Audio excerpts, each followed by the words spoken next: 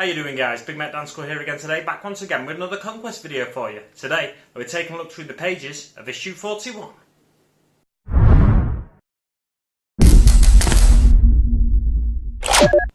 Before we get started, I've just got a really quick announcement to make. I'm going to be doing a small collaboration rather, with another YouTuber, Kevin over at the Hobby Corner. If you check out the link in the description below, follow that link to his channel. What it is, basically, Kevin contacted me on Facebook, and he's been watching the Conquest videos. He really likes them, and he's been making Conquest videos of his own. But like a lot of other subscribers to the Conquest magazine, they don't always get the magazine the earliest. So because you get it in a bundle of 4, you have to wait like 2 or 3 weeks after the magazine's out. If you're lucky, you have to wait 2 or 3 weeks to actually get up to date with the highest 2 issues in that bundle that you're getting. Now, there's been some horror stories where people are about 2, 3, 4 months behind or something with Conquest. I can't verify that, but that's what I'm led to believe by various Facebook groups and people talking on them about Conquest. But anyway, back to the point at hand. Yeah, so the Hobby Corner, he reviews, or he was doing the Conquest reviews, but because he can't keep up with the channels like mine where I just go and buy it from the shop, so I'm buying one at a time from the shop, and I get it on day of release, therefore, more often than not. Now and again it'll be slightly delayed, but you know, not as much as a week, 2 weeks, 3, 4 weeks, like it is for him. So, because he isn't able to get the videos out earlier, what he's going to be doing instead is concentrating on the building and painting side. So he's going to be doing all those middle sections that I talk about in the how to build, the how to paint section. Now, I talk about them. You rarely see me with painted miniatures on my channel, and even if you did, they wouldn't be following the schemes in the magazine. So, if you really want to see what can be done with the paint guides in the magazines, the building guides in the magazines, then definitely pop on over to the Hobby Corner, give him a subscribe, tell him I sent you, and yeah, we'll get on like a house on fire. Back to the video. So, onto the magazine. Looking through the pages of issue 41 this week. What do we get in this week's issue? I've left it in the other room. What a numpty. We get 1 sprue of the Plague Burst Crawler. So the Plague Burst Crawler is a siege tank of the Death Guard, and we get 1 sprue of it. It's a £40 kit altogether. I've mentioned this on the last 2 weeks' videos, I think, or I got it wrong 2 weeks ago. £40 kit altogether, so it's £20 worth of model we're getting here if you just simply divide 40 by 2. And yes, this is one of the best value issues we've had so far. We're saving £12 and a penny on the miniature this issue, and then £12 a penny on the next issue as well. So that's altogether £24 and 2 pence. So fantastic saving this week and next week, and we are getting inside the magazine. Getting distracted here. So let's talk about the front cover first, shall we? We've got the Plague Burst Crawler. We've got Discover the Space Wolves. Going into more detail in the same way we have done about, I think, the Dark Angels and the Blood Angels in the past. Into a bit more detail about the Space Wolves Space Marine chapter. And using your new playmat as well. So that's fantastic. We get to use it for the first time in this week's issue. Onto the first page, the Plague Burst Crawler. Let's go to the black box like we normally do. It's a demon engine. The role is mobile artillery. Specialisms are siege warfare and biological warfare. Notable battles. Now, there's some hard to pronounce ones in here, so let's see how I do. Siege of Godorian, Fall of Xanthippus, and the Rot of Cenaria. There we go. I think I did alright. I didn't hesitate too much, which is fantastic. So there are 3 notable battles that the Plague Burst Crawlers have been used in or utilised in by the Death Guard forces.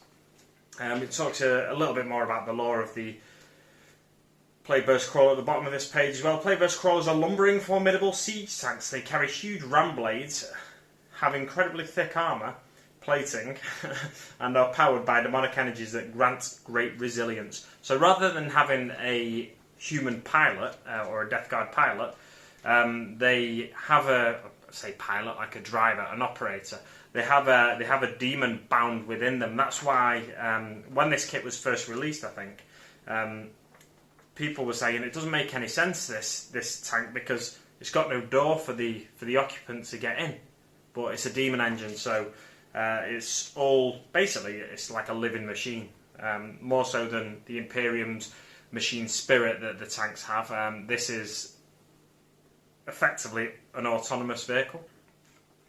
Moving on to the next page, we've got this lovely bone colour scheme, which is similar to the one that I'll be doing on my Death Guard miniatures when I eventually get them all painted. Yes, the bone colour scheme is fantastic, and then on this page here it talks about Demon Artifice and about how the Plagueburst Crawlers were first developed by Mortarion, the Primarch of the Death Guard Legion, but also he had help from the Death Guard Warpsmiths and the mysterious Dark Mechanicum. So the Dark Mechanicum aren't an actual faction in the game of Warhammer 40,000, but I'm hoping they will be at some point in the not too distant future. I've got ideas for conversions to make Dark Mechanicum using Necron pieces and stuff like that for my own hobby, but I think that's a little way off. I've got plenty to be getting on with in the meantime, concentrating on my orcs at the minute. And obviously, the Death Guard and the, not the Ultramarines forces for me, but the Imperial Fist forces that I'll be using the miniatures from the magazine for. So yeah, it talks, like I said, about the Dark Mechanicum for the first time on that page there. Over to the next page, it gives us the weapons summary. It talks about the armaments of the Plagueburst Crawler. I keep forgetting the name of it. Wow. So the main armament of it is the Plagueburst Mortar, which is the huge barrel you see on top. It's a mortar weapon used to target enemies that you can't reach or can't see with a standard aim and fire weapon. This one is, you angle it up, that kind of thing. So it also has on the sides here the entropy cannons and a heavy stubber on the top there, and it talks about the ram blade on the front, and if anyone's stupid enough to get in the way, they might be crushed by the ram blade. Turning over to the next page, it goes into a little bit more detail about the Plagueburst Crawler weapons as well. It talks about the Plagueburst Mortar and how it has a minimum range. And then the heavy stubber, again, it mentions that it's good for mowing down large numbers of infantry. But if you want something a little more heavy duty, something with a short, more limited range, but it's got a higher strength and a higher armor penetration value, you want to go with, instead of the heavy stubber on the front of the vehicle, you want to go with the Rot Hail volley gun, because that's a slightly different weapon to the heavy stubber. Lower rate of fire, but higher armor penetration and higher strength. And then instead of the entropy cannons on the side sponsons, you can go for a Plague Spitter if you want. I'd probably go for the Plague Spitter myself, because they can take out more enemies than the entropy cannons, probably.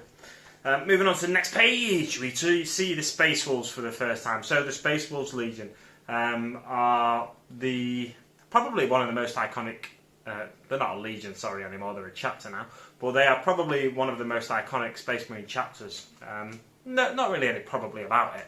There's the Space Wolves, there's the Blood Angels, and the Ultramarines. They're probably your three main iconic chapters. As much as I don't like to admit that, being an Imperial Fist collector, they're the ones that I've always associated the game with. The Space Wolves, I don't think have ever been in a starter set, but the Blood Angels and the Ultramarines have.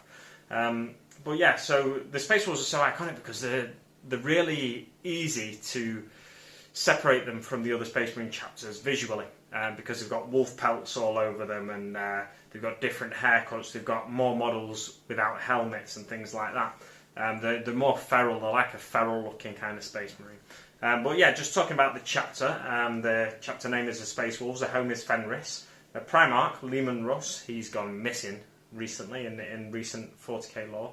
Well, he went missing ages ago, but that's the latest lore, and people are hoping, now Gilliman's back, that he will return. He did say when he left, I'll return when the time of the Wolfen is upon us. something like that. And the Wolfen have reappeared, who were the 13th Great Company, who went into the Eye of Terror, I think, with him. Not the Maelstrom, I think he went into the Eye of Terror. They went into the Eye of Terror with him, but the 13th Great Company have re-emerged as these transformed, mutated, sort of werewolf space marines, if you like. They've re-emerged, but the Primarch hasn't yet. Major engagements. The Battle of Prospero and the Siege of Fenris, both of which involved the mighty Thousand Sons. So the Battle of Prospero was the Horus Heresy. I've probably spoken about it briefly on some other Conquest videos, but it was during the Horus Heresy. It was one of the first in Imperial records, because there was 20 legions originally. 2 of them went missing before the Horus Heresy novels start. Say 2 of them went missing, they've been scrubbed from all records. So it's the first major, one of the first major engagements in the Horus Heresy, the Battle of Prospero. The Thousand Sons, I won't go into too much detail, but just give you a brief overview. The Thousand Sons were basically trying to warn the Emperor that Horus was turning against him. He'd been tempted by the Chaos Gods, Magnus, the Primarch of the Thousand Sons, that is. But then he broke these seals in the throne room on Terra in order to try and get a message to the Emperor, and then the Emperor just kind of like was going mad, like, "What you doing here, you div? Get back to Prospero." He didn't say get back to Prospero, but Magnus's consciousness went back to Prospero, went back to him in Prospero, and then the Emperor sent the Space Wolves to bring the Thousand Sons to censure, because he was still clearly using, after the Edict of Nicaea, which banned the use of psychers, which I know I've spoken about on previous Conquest videos. The Thousand Sons were clearly still using the psychic powers and drawing on the power of the warp in order to do that. So the Space Wolves were sent to get them. Horus sent a message, Horus being the War Master, and the Emperor didn't know that he was traitor. So he didn't say, "Ignore Horus" if he tries to give you another message. Horus changed that message to the Space Wolves and made the order a kill order instead of a seize him, bring him back to Terra for trial order. So then the Space Wolves basically wiped out Prospero, or all but wiped out Prospero. You know, it's pretty much a shattered world now, and it's been, all the buildings have been razed to the ground. And yeah, so that was the Battle of Prospero. And the Siege of Fenris is effectively the Thousand Sons' revenge 10,000 years later. I won't tell you about that, but there is a page dedicated to that. I might talk about it a bit more there. Specialisms: Shock Assault, Melee Combat, and Psychic Shamanism. Yes, Psychic Shamanism. They like to use psychers. Even did after the Edict of Nicaea, but they said, "Oh, we don't draw our power from the warp, we draw our power from Fenris." Yeah, of course you do. Anyway, on to the Space Wolves heraldry. It talks about, on this page, how the Space Wolves heraldry doesn't really follow any rules, or it barely follows any rules. It definitely doesn't follow the traditional rules of the Space Marines heraldry. They've got all different markings. So the red and black markings you see on the top shoulder pads in the first box, that's what the Grey Hunters and the Intercessors wear, sort of your line troops. The Wolf Scouts and the Reavers, and probably all your Vanguard troops, I'm assuming because it says Reavers, they wear this grey and black iconography. The yellow and red iconography is typically used by your young pups, your Blood Claws, your Swift Claws, your Sky Claws, and your Interceptors. Or Inceptors rather, not Interceptors. And then your fire support units use a black and white iconography on their shoulder pads. And then the other box here, to the left, shows you all the markings of the various great companies. There are 13 great companies, the Wolfen being the 13th. They're spoken about briefly with the red and white markings at the bottom there. But yeah, the 12 great companies still have the icons. The icons are normally, the great company takes on the iconography of the master of that great company. And then it talks about Fenrisian wolves. Fun fact, there are no wolves on Fenris. get Googling if you want to know more about that, or read the book A Thousand Suns. So Warzone Fenris. Warzone Fenris is the Siege of Fenris, as I previously mentioned in the notable engagements. Yeah, the Siege of Fenris. So, in revenge for 10,000 years after the razing of Prospero, the burning of Prospero, Magnus comes out the warp with his 1,000 sons, dusty marines, and he decides he's going to lay siege to Fenris. He gets the Dark Angels involved by tricking them into thinking that the Space Wolves are now like a mutated traitor legion, because the Wolfen have just turned up, and they're all these mutated werewolf-like Space Marines, like I've said.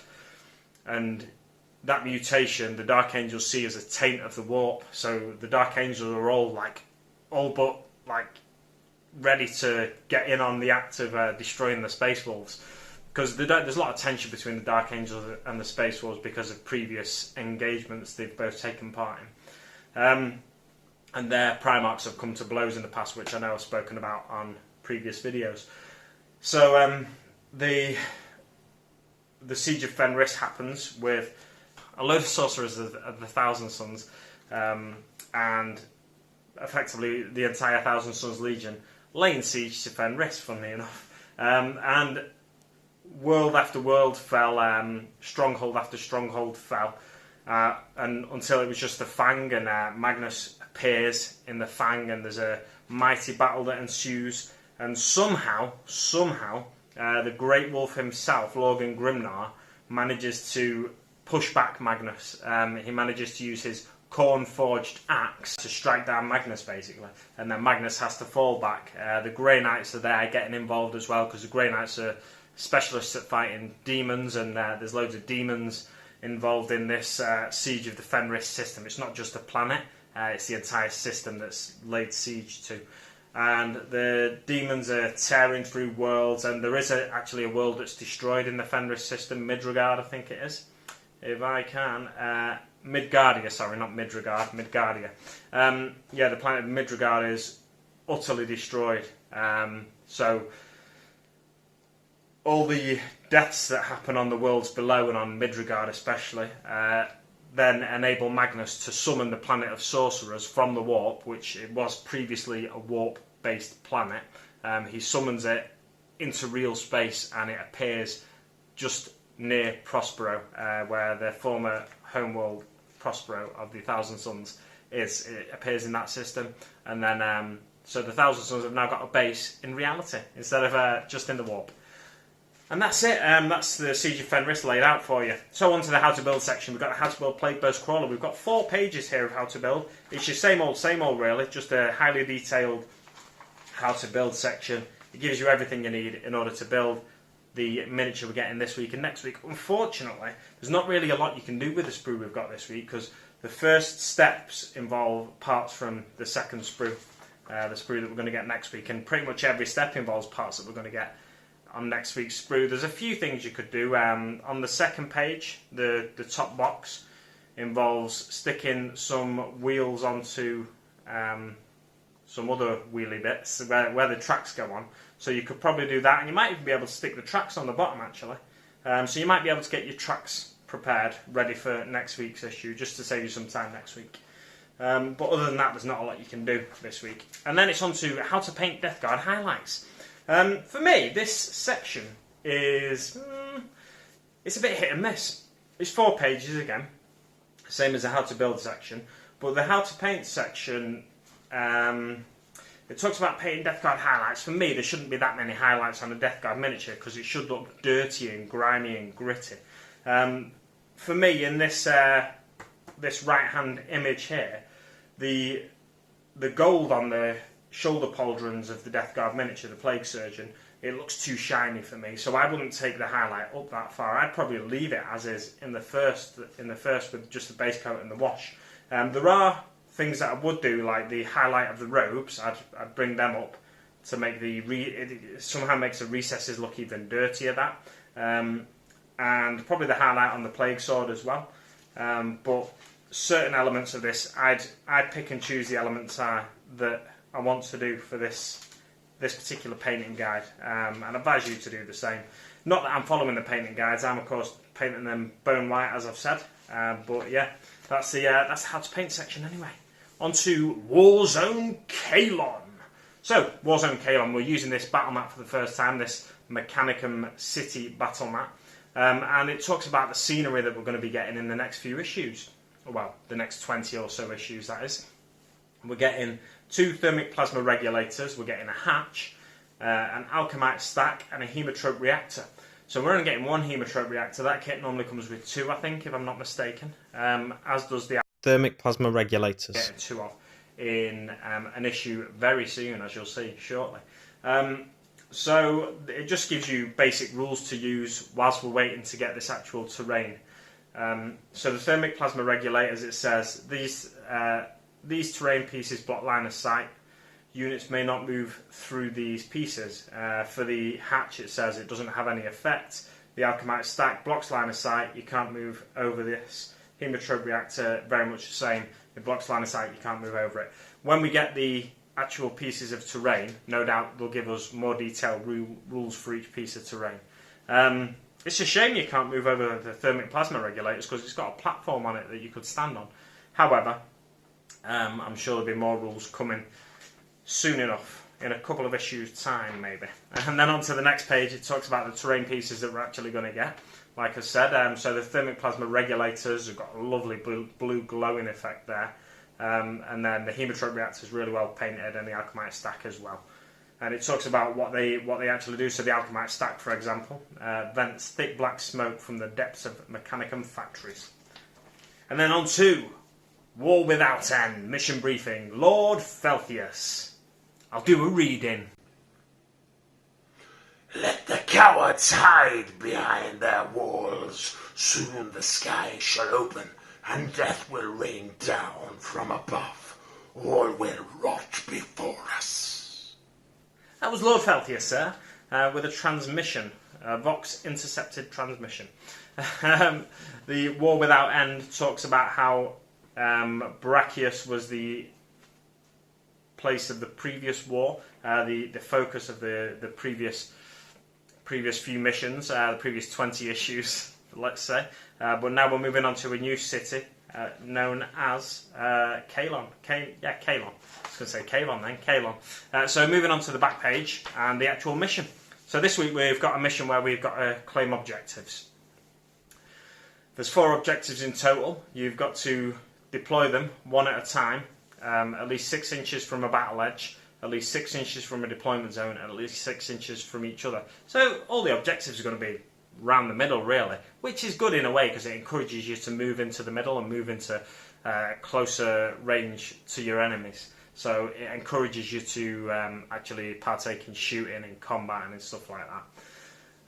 The armies involved in this week's mission are the Death Guard, 5 Plague Marines, 12 Poxwalkers, a Noxious Blightbringer, and a Chaos Rhino. So after last week's epic battle involving the most units we've used so far in one of the games, this one's bringing us back down to, for the Death Guard side, a mere 19 models.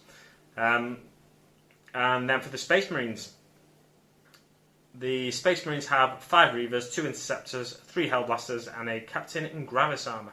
So that is a mere 11 models.